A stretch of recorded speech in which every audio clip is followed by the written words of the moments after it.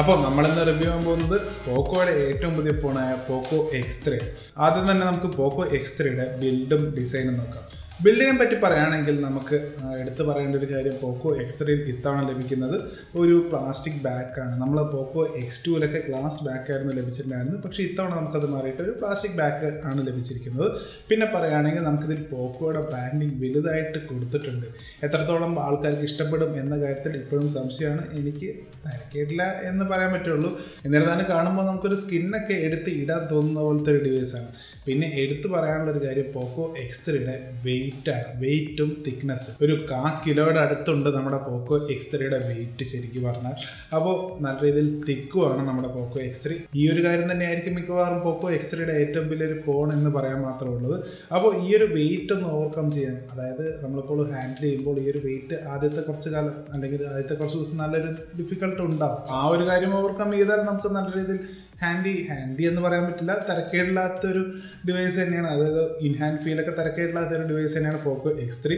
അപ്പോൾ ഇതൊക്കെ ഒന്ന് മനസ്സിൽ വെക്കണം ഈ ഫോൺ എടുക്കുമ്പോൾ, ഈ ഒരു തിക്നെസ് ബൾക്കിനെസ്സും. പിന്നെ പറയാനുള്ളത് ഇതിലെ ക്യാമറ അറേ ഡിസൈനാണ്, തിരക്കേടില്ലാത്തൊരു ഡിസൈനാണ് എന്ന് പറയാമെങ്കിലും കുറച്ചുകൂടി ഒരു നല്ല രീതിയിൽ ക്യാമറ അറേ ഡിസൈൻ ചെയ്യാമായിരുന്നു പോക്കോയ്ക്ക്.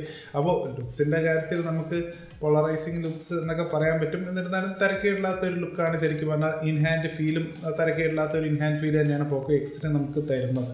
പിന്നെ ഫ്രണ്ടിലോട്ട് വരികയാണെങ്കിൽ നമുക്ക് ഈ ഫോണിൽ ലഭിക്കുന്ന ഒരു 6.67 ഇഞ്ചിൻ്റെ ഫുൾ HD+ LCD ഡിസ്പ്ലേ ആണ്. ഇതൊരു 120 ഹെർട്സിൻ്റെ റിഫ്രഷ് റേറ്റുള്ള LCD ഡിസ്പ്ലേ ആണ്. ഇതിലെ റിഫ്രഷ് റേറ്റ് എന്ന് പറഞ്ഞാൽ അഡാപ്റ്റീവ് സിങ്ക് ഉള്ള ഒരു റിഫ്രഷ് റേറ്റ് ആണ്. അതായത് ഫുൾ ടൈം നമുക്കിതിൽ 120 ഹെർട്സ് റിഫ്രഷ് റേറ്റ് ലഭിക്കുന്നില്ല, പകരം ആവശ്യമുള്ളപ്പോൾ മാത്രമാണ് 120 ഹെർട്സ് ലഭിക്കുന്നത്. അപ്പോൾ ഈ 120 ഹെർട്സിൻ്റെ ഒരു സ്മൂത്ത്നെസ് ഒക്കെ നമുക്ക് നല്ല രീതിയിൽ ഫീൽ ചെയ്യാൻ പറ്റുന്നുണ്ട് പോക്കോ X3. പക്ഷേ ഇടയ്ക്ക് ഒരു 1-2 സ്റ്റട്ടേഴ്സ് നമുക്ക് ഇടയ്ക്ക് ഫീൽ ചെയ്യാനും സാധിക്കുന്നതാണ്. കാരണം നമുക്ക് റിഫ്രഷ് റേറ്റ് സ്വിച്ച് ചെയ്യുന്ന അഡാപ്റ്റീവ് സിങ്ക് ടെക്നോളജി എന്ന് പറഞ്ഞല്ലോ. അപ്പോൾ അതെന്ത് ചെയ്യുന്നത് വെച്ചാൽ നമുക്കിപ്പോൾ ഒരു സ്റ്റിൽ ഇമേജ് അല്ലെങ്കിൽ ഒരു വീഡിയോ ഒക്കെ കണ്ടുകൊണ്ടിരിക്കുകയാണെങ്കിൽ ഒരു 60 ഹെർട്സ് അല്ലെങ്കിൽ 50 ഹെർട്സ് ആ ഒരു റിഫ്രഷ് റേറ്റിലായിരിക്കും നിൽക്കുന്നുണ്ടാവും. പെട്ടെന്ന് നമ്മളൊരു ഹോം പേജിലോട്ടൊക്കെ എടുക്കുമ്പോൾ റിഫ്രഷ് റേറ്റ് സ്വിച്ച് ആയിട്ട് 120 ഹെർട്സ് ആവും. അപ്പോൾ അങ്ങനെ ഒരു സ്വിച്ച് ചെയ്യുമ്പോൾ നമുക്കൊരു സ്റ്റട്ടർ ഫീൽ ചെയ്യുന്നുണ്ട്. അതൊരു വലിയ കോണൊന്നുമില്ല, എന്നിരുന്നാലും നമുക്ക് 120 ഹെർട്സിൻ്റെ ആ ഒരു സ്മൂത്ത്നെസ് ഒക്കെ നല്ല രീതിയിൽ ഫീൽ ചെയ്യുന്നുണ്ട് സ്ക്രോളൊക്കെ ചെയ്യുമ്പോൾ. ഡിസ്പ്ലേയുടെ കാര്യം പറയുകയാണെങ്കിൽ നമുക്ക് ഈ ഒരു ബഡ്ജറ്റിൽ ലഭിക്കാവുന്ന ഏറ്റവും മികച്ച ഡിസ്പ്ലേകളിൽ ഒരെണ്ണം തന്നെ ആയിരിക്കും പോക്കോ X3 ലഭിക്കുന്നത്. നമുക്ക് ബാക്കിയുള്ള എമോലോ ഡിസ്പ്ലേയുടെ അത്രയും അങ്ങോട്ട് ഹൈ കോൺട്രാസ്റ്റ് ഫീലൊന്നും നമുക്ക് ലഭിക്കില്ല. അതായത് നമ്മൾ റിയൽമി 7 പ്രോയിലൊക്കെ ലഭിക്കുന്ന എമോലോ ഡിസ്പ്ലേയുടെ അത്രയും ഒരു വൈബ്രൻസി അല്ലെങ്കിൽ അത്രയും വലിയൊരു കോൺട്രാസ്റ്റ് ഒന്നും നമുക്കിതിൽ ഫീൽ ചെയ്യില്ല. എന്നിരുന്നാലും നമുക്ക് അവൈലബിൾ ആയിട്ടുള്ള ഏറ്റവും മികച്ച LCD ഡിസ്പ്ലേയിൽ ഒരെണ്ണം തന്നെയാണ് പോക്കോ X3 ലഭിക്കുന്നത്. ഈ ഡിസ്പ്ലേയുടെ കളർ ആവട്ടെ, ബ്ലാക്ക് ലെവൽസ് ആവട്ടെ, എന്നിരുന്നാലും നമുക്ക് നല്ല രീതിയിൽ ഒരു മികച്ച LCD ഡിസ്പ്ലേ തന്നെയാണ് അവരുടെ പോക്കോ X3 കൊടുത്തിരിക്കുന്നത്. ഇനി നമ്മൾ നോക്കാൻ പോകുന്ന ഈ ഫോണിൻ്റെ സ്പെക്സ് ഇപ്പോൾ എന്താ പറയുക, ഈ ഫോൺ നമുക്ക് ലഭിക്കുന്നത് സ്നാപ്ഡ്രാഗൺ 732G എന്നുകൊണ്ട് ചിപ്സെറ്റാണ്. നമുക്ക് പെർഫോമൻസിൻ്റെ കാര്യത്തിൽ അതുകൊണ്ട് തന്നെ ഒരു കുറവും കുറ്റവും ഒന്നും പറയാനില്ല. കാരണം നമുക്ക് 20,000 രൂപയ്ക്ക് താഴെ ലഭിക്കാവുന്ന ഏറ്റവും മികച്ച ചിപ്സെറ്റുകളിൽ ഒരെണ്ണം തന്നെയാണ് സ്നാപ്ഡ്രാഗൺ 732G. നമുക്ക് നോർമൽ യൂസിൽ ഒരു ഫ്ലാഗ്ഷിപ്പ് എക്സ്പീരിയൻസ് പോലെ തന്നെ നമുക്ക് ഫീൽ ചെയ്യാൻ പറ്റുന്ന അത്രയും ഒരു, അങ്ങനെയല്ല, എന്നിരുന്നാലും നമുക്ക് നോർമൽ യൂസിൽ നല്ല ഒരു എക്സ്പീരിയൻസ് തന്നെയാണ് പോക്കോ X3 തരുന്നത്. ഗെയിമിങ്ങിൻ്റെ കാര്യം പറയുകയാണെങ്കിൽ നമ്മളത് ടെസ്റ്റ് ചെയ്തത് COD മൊബൈലിലാണ്. മെയിൻലി നമ്മൾ ഇവിടെ കളിക്കുന്ന ഗെയിം COD മൊബൈൽ തന്നെയാണ്. അപ്പോൾ COD മൊബൈലിൽ നമുക്ക് വെരി ഹൈയും മാക്സ് ഫ്രെയിം റേറ്റ് സെറ്റിങ്സുമാണ് ലഭിക്കുന്നത്.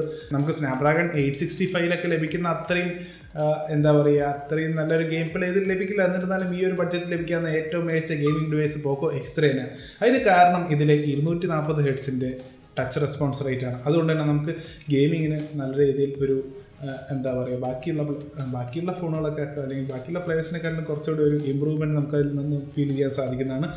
പിന്നെ എടുത്തു പറയാനുള്ള ഒരു കാര്യം ഈ ഫോണിൻ്റെ സ്റ്റീരിയോ സ്പീക്കർ സെറ്റപ്പാണ്. സ്റ്റീരിയോ സ്പീക്കർ സെറ്റപ്പ് ഉള്ളതുകൊണ്ട് തന്നെ നമുക്ക് ഇതിൽ ഒരു നല്ല രീതിയിൽ ബാലൻസ്ഡ് ആയിട്ടുള്ള സ്റ്റീരിയോ സ്പീക്കർ സെറ്റപ്പാണ്. അതുകൊണ്ട് തന്നെ നമുക്ക് ഇയർഫോണൊന്നും ഉപയോഗിക്കാതെ തന്നെ കറക്റ്റായിട്ട് ഈ ഫോണിൽ ഗെയിമിംഗ് ചെയ്യാൻ പറ്റുന്നതാണ്. ഗെയിമിങ്ങിൻ്റെ കൂടെ തന്നെ എടുത്തു പറയാനുള്ള ഒരു കാര്യം ചൂടാവുന്നതിൻ്റെ ഒരു കാര്യമാണ്. ഹീറ്റിംഗ് ഉണ്ടോ എന്ന് ചോദിച്ചാൽ നമുക്ക് അത്രയും വലിയ ഓവർ ഹീറ്റിംഗ് ഒന്നും ഫീൽ ചെയ്യുന്നില്ല. എന്നാലും നമ്മൾ ഒരു 1-2 മണിക്കൂർ കണ്ടിന്യൂസ് ആയിട്ട് കളിക്കുകയാണെങ്കിൽ വാർമത്ത് നമുക്ക് ഫോണിൻ്റെ ബാക്കിലായാലും സ്ക്രീനിലായാലും ഫീൽ ചെയ്യാൻ പറ്റുന്നതാണ്. അത് പെർഫെക്റ്റ്ലി നോർമൽ തന്നെയായിട്ടാണ് ഫീൽ ചെയ്തിരിക്കുന്നത്. ഇനി നമ്മൾ നോക്കാൻ പോകുന്നത് ക്യാമറയുടെ കാര്യമാണ്. ഒരു കിടിലം ക്യാമറ സെറ്റപ്പ് തന്നെയാണ് അവരുടെ പോക്കോ X3 തന്നിരിക്കുന്നത്. മെയിൻ ക്യാമറ സെൻസർ എന്ന് പറഞ്ഞാൽ സോണി IMX680 II എന്ന് പറഞ്ഞാൽ 64 മെഗാ പിക്സലിൻ്റെ സെൻസറാണ്. നോക്കുകയാണെങ്കിൽ നമുക്കൊരു ഡൗൺ ഗ്രേഡ് ആയിട്ട് തോന്നുമെങ്കിലും ഡൗൺ ഗ്രേഡ് ഒന്നുമല്ല. നമുക്ക് പോക്കോ X2നെക്കാളും കുറച്ചുകൂടെ ബെറ്റർ ഔട്ട്പുട്ട്സ് നമുക്ക് പോക്കോ X3 ലഭിക്കുന്നുണ്ട്. അപ്പോൾ ഇതിൽ നിന്ന് നമുക്ക് മനസ്സിലാക്കാൻ സാധിക്കുന്നത് പോക്കോ അവരുടെ ക്യാമറ അൽഗോരിതം അല്ലെങ്കിൽ സോഫ്റ്റ്വെയർ പ്രോസസ്സിംഗ് അല്ലെങ്കിൽ ഇമേജ് പ്രോസസ്സിംഗ് കുറച്ചുകൂടെ ഇമ്പ്രൂവ് ചെയ്തിട്ടുണ്ട്. നമ്മുടെ പോക്കോ X2നെ വെച്ച് കമ്പയർ ചെയ്യുകയാണെങ്കിൽ സിമിലർ ഹാർഡ്വെയർ ആണെങ്കിൽ പോലും നമുക്ക് കുറച്ചുകൂടെ ബെറ്റർ ഔട്ട്പുട്ട് നമുക്ക് പോക്കോ X3യിൽ നിന്ന് ലഭിക്കുന്നുണ്ട്. ഡേ ലൈറ്റ് ആയാലും ശരി, ലോ ലൈറ്റ് സാമ്പിൾസ് ആയാലും ശരി, നമുക്ക് ഈ ഒരു സെഗ്മെന്റിൽ ലഭിക്കാവുന്ന ഏറ്റവും മികച്ച ക്യാമറ ഇത് ഈ പോക്കോ X3 തന്നെയാണ് എന്ന് എടുത്തു പറയേണ്ട ഒരു കാര്യം തന്നെയാണ്. അതിന് കാരണം മെയിൻ ക്യാമറയുടെ സാമ്പിൾസ് മാത്രമല്ല, നമുക്ക് സെക്കൻഡറി ക്യാമറയുടെ സാമ്പിൾസും കൂടെ നോക്കണം. അതെന്താണെന്ന് വെച്ചാൽ നമുക്ക് അൾട്രാ വൈഡ് ആയിട്ട് ലഭിക്കുന്ന ഒരു 13 മെഗാ പിക്സലിൻ്റെ സെൻസറാണ്. ഈ ഒരു അൾട്രാ വൈഡ് ബാക്കിയുള്ള ക്യാമറകൾ, ഈ ഒരു സെഗ്മെന്റിലെ ബാക്കിയുള്ള ക്യാമറകളിലെ അൾട്രാ വൈഡുമായിട്ട് ഒന്ന് വേറിട്ട് നിൽക്കുന്നത് എന്താണെന്ന് വെച്ചാൽ നമുക്ക് മെയിൻ ക്യാമറയുടെ അതേപോലത്തെ ഒരു കളർ സയൻസ് തന്നെയാണ് നമുക്ക് ഇതിലെ അൾട്രാ വൈഡിൽ ലഭിക്കുന്നത്. അതായത് മെയിൻ ക്യാമറ എടുത്ത ഫോട്ടോ ആയാലും സെക്കൻഡറി ക്യാമറ അല്ലെങ്കിൽ അൾട്രാ വൈഡ് ക്യാമറയിലെ ഫോട്ടോ ആയാലും നമുക്ക് ഏറെക്കുറെ സിമിലർ കളർ കൺസിസ്റ്റൻസി ലഭിക്കുന്നുണ്ട്. ബാക്കി ഈ ഒരു സെഗ്മെന്റിലെ ഒട്ടുമിക്ക ഫോണുകളുടെയും ക്യാമറ എടുത്ത് നോക്കിയാൽ നമുക്ക് മെയിൻ ക്യാമറ ഒരു കിടിലം ഒരു ഔട്ട്പുട്ട് തരികയാണെങ്കിൽ സെക്കൻഡറി ക്യാമറയായ അൾട്രാ വൈഡിൽ നമുക്ക് അത്ര വലിയ ഔട്ട്പുട്ടൊന്നും ലഭിക്കാറില്ല. കളറൊക്കെ നല്ല രീതിയിൽ വാഷ്ഡ് ഔട്ട് ആയിരിക്കും. അല്ലെങ്കിൽ പിന്നെ എന്താ പറയുക, കളർ സൈൻസ് അല്ലെങ്കിൽ മെയിൻ ക്യാമറ വാമാണെങ്കിൽ നമ്മുടെ അൾട്രാ വൈഡ് നല്ല രീതിയിൽ കൂളായിരിക്കും. അങ്ങനെ ഒരു ഇഷ്യൂ നമുക്ക് ഈ ഒരു ഫോണിൽ ലഭിക്കുന്നില്ല. നമുക്ക് കറക്റ്റ് അതേപോലത്തെ ഇമേജ് തന്നെയാണ് നമുക്ക് അൾട്രാ വൈഡിൽ ലഭിക്കുന്നത് എന്നല്ല, എന്നിരുന്നാലും മെയിൻ ക്യാമറയായിട്ട് മാച്ച് ചെയ്യാൻ പറ്റുന്ന പോലത്തെ ഒരു ഔട്ട്പുട്ടാണ് നമുക്ക് അൾട്രാ വൈഡിൽ ലഭിക്കുന്നത്. ഇനിയുള്ളത് ഒരു മാക്രോ സെൻസറാണ്, 2 മെഗാ പിക്സലിൻ്റെ മാക്രോ ആണ്. അധികം എടുത്ത് പറയേണ്ട ഒരു കാര്യമൊന്നുമില്ല, എന്നിരുന്നാലും തരക്കേടില്ല എന്ന് തോന്നുന്നു. ബാക്കിയുള്ള മാക്രോനെക്കാട്ടിലും ഒരു പൊടിക്ക് ബെറ്റർ എന്ന് വേണമെങ്കിൽ പറയാം. പക്ഷേ വലിയ കാര്യമൊന്നുമില്ല. നമുക്ക് ഒരു എണ്ണം തേക്കാൻ വേണ്ടി വെച്ച ക്യാമറ പോലെ തന്നെ അതിനെ കണക്ക് കൂട്ടിയാണ്. ഫ്രണ്ട് ക്യാമറ നോക്കുകയാണെങ്കിൽ പോക്കോ അവരുടെ ഫ്രണ്ട് ക്യാമറ കുറച്ചുകൂടെ ഇമ്പ്രൂവ് ചെയ്തിട്ടുണ്ട്. നമുക്ക് ഫ്രണ്ട് ക്യാമറയിൽ നമുക്ക് കുറച്ചുകൂടെ ബെറ്റർ ഡൈനാമിക് റേഞ്ച് ലഭിക്കുന്നുണ്ട്. പോർട്രേറ്റ് മോഡായാലും ശരി, നോർമൽ മോഡായാലും ശരി, നമുക്ക് ഫ്രണ്ട് ക്യാമറയിൽ നല്ല രീതിയിൽ ഇമ്പ്രൂവ് ചെയ്തിട്ടുണ്ട്. ഇനി വീഡിയോ സാമ്പിൾസ് നോക്കാൻ നമുക്ക് തരക്കേട്ടില്ലാത്തൊരു വീഡിയോ ക്വാളിറ്റി തന്നെയാണ് ഇതിൽ ലഭിക്കുന്നത്. നമുക്ക് EIS എത്രത്തോളം നല്ല രീതിയിൽ വർക്ക് ചെയ്യുന്നുണ്ട് എന്നുള്ളത് ഇപ്പോൾ ഈ ഒരു സാമ്പിൾ കാണുമ്പോൾ മനസ്സിലാവുന്നതാണ്. അതുമാത്രമല്ല, നമ്മൾ ഇത്ര നേരം കണ്ട B-roll ഷോട്ട്സ് ഉണ്ടല്ലോ, ഫോണിൻ്റെ ഷോട്ടൊക്കെ കാണിച്ചാൽ അതെല്ലാം ഷോട്ട് ചെയ്തിരിക്കുന്നത് പോക്കോ X3 തന്നെയാണ്. നമ്മുടെ ക്യാമറയിൽ അല്ല. ഒട്ടുമിക്ക കാര്യങ്ങളും നമുക്ക് പോക്കോ X3 തന്നെയാണ് ഷൂട്ട് ചെയ്തത്. പറയാൻ പറ്റുമെങ്കിൽ നമ്മുടെ കയ്യിൽ 2 പോക്കോ X3 ഉണ്ടായിരുന്നു. ക്യാമറയുടെ കാര്യത്തിൽ ഇഷ്ടംപോലെ ഇനി ഫീച്ചേഴ്സ് നമുക്ക് അവൈലബിൾ ആയിട്ടുണ്ട്. വ്ളോഗ് മോഡ് അവൈലബിൾ ആയിട്ടുണ്ട്. ഇപ്പോൾ കാണുന്നതാണ് വ്ളോഗ് മോഡിൻ്റെ ഒരു ഔട്ട്പുട്ട് അല്ലെങ്കിൽ ഒരു സാമ്പിൾ. വ്ളോഗ് മോഡ് മാത്രമല്ല, നമുക്കിതിൽ panorama video, clone video, clone image, അങ്ങനെ ഇഷ്ടംപോലെ ക്യാമറ ഗിമ്മിക്സ് അവൈലബിൾ ആയിട്ടുണ്ട്. അതിലൊക്കെ ഇൻട്രസ്റ്റഡ് ആണെങ്കിൽ നമുക്ക് നല്ല രീതിയിലൊരു ക്യാമറ എക്സ്പീരിയൻസ് തന്നെയാണ് ഇതിൽ ലഭിക്കാൻ പോകുന്നത്. കാരണം ഇഷ്ടംപോലെ ക്യാമറ മോഡ്സ് ഉണ്ട്. ഒരു കാര്യം പിന്നെ എടുത്തു പറയാനുള്ളത്, നമുക്ക് Realme 7 Proയിലൊക്കെ ലഭിക്കുന്ന വീഡിയോ പോർട്രേറ്റ് എന്ന് പറഞ്ഞ ഓപ്ഷൻ ഉണ്ടല്ലോ, അതായത് ബാക്ക്ഗ്രൗണ്ട് ബ്ലർ ചെയ്യുന്ന ഓപ്ഷൻ, അത് നമുക്കിതിൽ ലഭിക്കുന്നില്ല. ബാറ്ററിയുടെ കാര്യം പറയുകയാണെങ്കിൽ നമുക്കിതിൽ 6000 mAh ബാറ്ററിയും ലഭിക്കുന്നത്. അതുകൊണ്ട് തന്നെയാണ് നമുക്ക് ഇത്രയും വലിയ തിക്കായിട്ടുള്ളൊരു ഫോൺ ലഭിക്കുന്നത്. പക്ഷേ ഒരു 6000 mAh ബാറ്ററി ഉള്ളതുകൊണ്ട് തന്നെ നമുക്ക് ഒരു നല്ല ബാറ്ററി ലൈഫാണ് നമുക്ക് ഈ ഫോണിൽ ലഭിക്കുന്നത്. 1 ഡേ നമുക്കൊരു ഹെവി യൂസിലാണെങ്കിൽ പോലും ഒരു 1 ഡേക്കുള്ള ഒരു യൂസ് നമുക്ക് നല്ല രീതിയിൽ ഒരു റീചാർജ് ചെയ്യേണ്ട ഒരു ആവശ്യമൊന്നും വരാതെ തന്നെ യൂസ് ചെയ്യാൻ പറ്റുന്നതാണ്. ഒരു നോർമൽ യൂസാണ് അല്ലെങ്കിൽ ലൈറ്റ് യൂസ് ആണെങ്കിൽ നമുക്ക് 2 days കഷ്ടിച്ച് വേണമെങ്കിൽ നോക്കാം, ഒന്നില്ലെങ്കിൽ 1.5 days എന്നൊക്കെ പറയാം. പിന്നെ അതിനെക്കാട്ടിലും കുറച്ചുകൂടെ കൂടുതൽ ബാറ്ററി ലൈഫ് വേണമെങ്കിൽ ആ ഒരു 120 Hz അഡാപ്റ്റീവ് സിങ്കുള്ള റിഫ്രഷ് റേറ്റ് നമുക്ക് ഓഫ് ചെയ്ത് വെക്കേണ്ടി വരും. അപ്പോൾ നമുക്ക് കൂടുതൽ ബാറ്ററി ലൈഫ് വേണ്ട സമയത്ത് 60 Hz യൂസ് ചെയ്യേണ്ടി വരും. പക്ഷേ എന്നിരുന്നാലും 120 Hz ഒരു അഡാപ്റ്റീവ് സിങ്ക് ആയതുകൊണ്ട് തന്നെ അത്രയും നമ്മൾ പോക്കോ X2 കണ്ട പോലെ അത്രയും വലിയൊരു ബാറ്ററി ഡ്രെയിനൊന്നും ഇപ്പോൾ വിസിബിളായിട്ട് കണ്ടില്ല. 33 വാട്ടിൻ്റെ ചാർജറാണ് നമുക്ക് പോക്കോ X3യുടെ കൂടെ ലഭിക്കുന്നത്. അപ്പോൾ ഇത് 0 to 100 ഫുൾ ആവാൻ നമുക്ക് ഒരു 1.5 മണിക്കൂറിൻ്റെ അടുത്തൊക്കെ നമുക്ക് സമയം എടുക്കുന്നുണ്ട്. 1.5, അതായത് സ്ക്രീൻ ഓഫ് ആണെങ്കിൽ 1.5 അല്ലെങ്കിൽ അതിനെക്കാട്ടിലും കുറച്ചുകൂടെ കുറവ് ടൈമിൽ നമുക്കിത് ഫുൾ ചാർജ് ആവുന്നുണ്ട്. തിരക്കേട്ടില്ലാത്ത ഒരു ടൈമിങ് തന്നെയാണ്. ഇനി മിസലേനിയസ് കുറച്ച് കാര്യങ്ങൾ പറയാനുണ്ട്. അതെന്ന് വെച്ചാൽ നമുക്കിതിൽ IR ബ്ലാസ്റ്റർ ലഭിക്കുന്നുണ്ട്. നമ്മൾ ഷവമിയുടെ എല്ലാ ഫോണുകളിലും ലഭിക്കുന്ന അതേ ഐറ്റം തന്നെയാണ് ഇപ്പോഴും അവിടെ തന്നെയുണ്ട്. ഇനി എടുത്തു പറയാനുള്ളത് ഇതിലെ സ്റ്റീരിയോ സ്പീക്കർ സെറ്റപ്പാണ്. നമുക്ക് ഇത്രയും കാലം ഈ ഒരു സെഗ്മെൻറ്റിൽ സ്റ്റീരിയോ സ്പീക്കർ സെറ്റപ്പ് ഒന്നും ലഭിക്കാതെ ഇരുന്നതാണ്.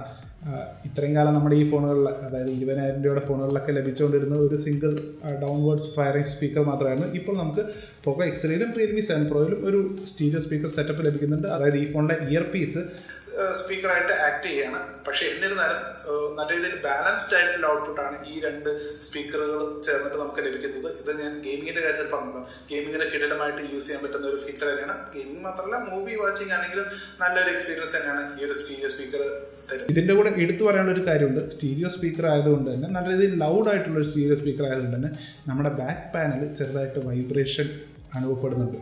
വൈബ്രേഷൻ എന്ന് പറഞ്ഞാൽ ഇപ്പോൾ കാണുന്ന പോലെ നമുക്ക് പാനൽ നമ്മൾ ഫുൾ വോളിയത്തിൽ വയ്ക്കുമ്പോൾ പാനൽ ചെറുതായിട്ട് വൈബ്രേറ്റ് ചെയ്യുന്നുണ്ട്. അതൊരു ഇഷ്യൂ എന്നൊന്നും എടുത്ത് പറയാനില്ല, എന്നാലും എടുത്ത് പറയേണ്ട ഒരു കാര്യം തന്നെയാണ്. പക്ഷേ അതിൻ്റെ കൂടെ തന്നെ പറയേണ്ട ഒരു കാര്യമുണ്ട്, നമ്മുടെ സ്റ്റീരിയോ സ്പീക്കറിൻ്റെ മാക്സ് വോളിയമിൽ സൗണ്ടിന് ഡിസ്റ്റോർഷൻ ഒന്നും നമുക്ക് അനുഭവപ്പെടുന്നില്ല. പിന്നെ എടുത്ത് പറയേണ്ട ഒരു കാര്യം ഹാപ്റ്റിക് ഫീഡ്ബാക്കിൻ്റെ കാര്യമാണ്. പോക്കോ X3 ഷവമി നല്ല രീതിയിൽ ഹാപ്റ്റിക്സ് ഇമ്പ്രൂവ് ചെയ്തിട്ടുണ്ട്. Linear Z axis linear motor എന്നൊക്കെയാണ് നമുക്ക് പറയുന്നത്. എന്നിരുന്നാലും നമുക്ക് നല്ല രീതിയിൽ അത് ഫീൽ ചെയ്യാൻ പറ്റുന്ന ഒരു കാര്യം തന്നെയാണ്. നമുക്ക് ഇപ്പോൾ ഒരു സ്ക്രോൾ ചെയ്യുമ്പോൾ വരുന്ന ഒരു ഹാപ്റ്റിക് ആവട്ടെ, അല്ലെങ്കിൽ നമ്മൾ ടൈപ്പ് ചെയ്യുമ്പോൾ വരുന്ന ഒരു ഫീഡ്ബാക്ക് ആവട്ടെ, നല്ല രീതിയിൽ ബാക്കിയുള്ള ഫോണുകൾ ഈ ഒരു സെഗ്മെൻറ്റിലെ ബാക്കിയുള്ള ഫോണുകളെക്കാളും നല്ല രീതിയിൽ ഇമ്പ്രൂവ്ഡ് ആയിട്ടുള്ള ഒരു ഹാപ്റ്റിക് ഫീഡ്ബാക്കാണ് നമുക്കിതിൽ ലഭിക്കുന്നത്. അത് നല്ലൊരു പ്രീമിയം എക്സ്പീരിയൻസ് തരാൻ തന്നെ നമുക്ക് സാധിക്കുന്നുണ്ട് ഈ ഒരു ഫോണിന്, ആ ഒരൊറ്റ കാര്യം കൊണ്ട് തന്നെ. അപ്പോൾ കൺക്ലൂഷൻ പറയുകയാണെങ്കിൽ നമുക്ക് പോക്കോ X3 എന്ന് പറഞ്ഞ ഫോൺ 20,000 രൂപയ്ക്ക് താഴെ എടുക്കാൻ പറ്റുന്ന ഏറ്റവും മികച്ച ഫോണുകളിൽ ഒരെണ്ണം തന്നെയാണ്. നമുക്ക് പെർഫോമൻസിൻ്റെ കാര്യം നോക്കുകയാണെങ്കിൽ ഓൺ പേപ്പർ സ്പെക്സ് ആയാലും നമുക്ക് പെർഫോമൻസ്, അതായത് റിയൽ ലൈഫ് യൂസേജ് ആണെങ്കിലും ഏറ്റവും പവർഫുൾ ആയിട്ടുള്ള ഫോണുകളിൽ ഒരെണ്ണം തന്നെയാണ് പോക്കോ X3 എന്ന് പറഞ്ഞ ഫോൺ. സ്നാപ്ഡ്രാഗൺ 732G എന്ന് പറയുന്നത് നല്ലൊരു അപ്ഗ്രേഡ് തന്നെയാണ് ബാക്കിയുള്ള കഴിഞ്ഞ ജനറേഷനിലെ പ്രൊസസ്സേഴ്സ് വെച്ച് നോക്കുകയാണെങ്കിൽ. അപ്പോൾ അത് നമുക്ക് വ്യത്യാസം അറിയുന്നുണ്ട്, ചെറിയൊരു വ്യത്യാസമാണെങ്കിൽ പോലും. പിന്നെ ക്യാമറയുടെ കാര്യം നോക്കുകയാണെങ്കിൽ നമുക്ക് 20,000 രൂപയ്ക്ക് താഴെയുള്ള ഏറ്റവും മികച്ച ക്യാമറ ഫോണുകളിൽ വരണമെന്ന് കണ്ണുമടച്ച് പറയാൻ പറ്റുന്ന ഒരു ക്യാമറ സെറ്റപ്പാണ് നമുക്ക് പോക്കോ X3 ലഭിക്കുന്നത്. ഡിസ്പ്ലേ ആണെങ്കിൽ കൂടെ നമുക്കിതിൽ ഒരു അമോലഡ് ഡിസ്പ്ലേ അല്ല ലഭിക്കുന്നത്, പക്ഷേ LCD ഡിസ്പ്ലേ ഈ ഒരു സെഗ്മെൻറ്റിൽ ലഭിക്കാവുന്ന ഏറ്റവും മികച്ച ഡിസ്പ്ലേകളിൽ ഒരെണ്ണം തന്നെയാണ് പോക്കോ X3 ലഭിക്കുന്നത്. 120 ഹെർട്സിൻ്റെ റിഫ്രഷ് റേറ്റ് ഉണ്ട് എന്നത് വേറൊരു കാര്യം. ഈ ഫോണിൻ്റെ ഏറ്റവും വലിയ കോൺ അല്ലെങ്കിൽ ഏറ്റവും വലിയൊരു ഡൗൺ സൈഡ് എന്ന് പറഞ്ഞാൽ ഈ ഒരു സൈസും ആ ഒരു തിക്നെസ്സും തന്നെയാണ്. അപ്പോൾ അതുകൊണ്ട് തന്നെ നമുക്ക് വൺ ഹാൻഡ് യൂസ് ചില സമയത്ത് അൺകംഫർട്ടബിൾ ആയിട്ട് തോന്നും. അതുമാത്രമല്ല നമുക്ക് ഈ ഒരു വെയിറ്റും നമുക്കൊന്ന് ഹാൻഡിൽ ചെയ്യാൻ കുറച്ച് സമയമെടുക്കും. അപ്പോൾ ഇതൊക്കെ ഒന്ന് മൈൻഡിൽ വെക്കണം നമുക്ക് പോക്കോ X3 എടുക്കാൻ തീരുമാനിക്കുമ്പോൾ. അല്ലെങ്കിൽ ഈ ഒരു സൈസ്, ഇത്രയും സൈസുള്ള ഫോൺ ഹാൻഡിൽ ചെയ്യാൻ പറ്റില്ല എങ്കിൽ നമുക്ക് വേറെ ഓപ്ഷൻസ് നോക്കേണ്ടി വരും. അപ്പോൾ അത്രേ ഉള്ളൂ നമ്മുടെ പോക്കോ X3യുടെ റിവ്യൂ. ഈ വീഡിയോ എല്ലാവർക്കും ഇഷ്ടപ്പെട്ടു എന്ന് വിചാരിക്കുന്നു. ഈ വീഡിയോ ഇഷ്ടപ്പെട്ടാൽ നമ്മുടെ ചാനൽ ഇപ്പോൾ തന്നെ സബ്സ്ക്രൈബ് ചെയ്ത് ബെൽ ബട്ടൺ ക്ലിക്ക് ചെയ്യുക. അപ്പോൾ എന്തായാലും അടുത്ത വീഡിയോയിൽ കാണുന്നവരെ ബൈ.